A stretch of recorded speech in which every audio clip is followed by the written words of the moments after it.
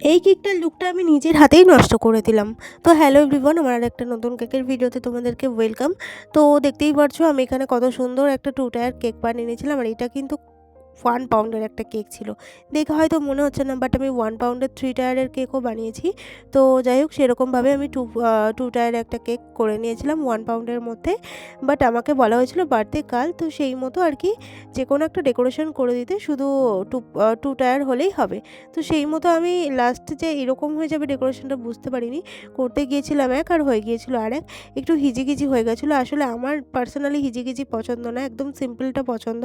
But সামনে থেকে দেখতে ভালো লাগছিলো লুকটা। তোমাদের কেমন লাগছে তোমরা কিন্তু অবশ্যই একটা কমেন্ট করে জানিও। আমার চোখে ঠিক অতটা ভালো লাগেনি, যার কারণেই বললাম যে কেকটা নিজের হাতে নষ্ট করে ফেলেছি। আর সেদিন আমার এই আরও একটা বেন্টো কেকের অর্ডার ছিল।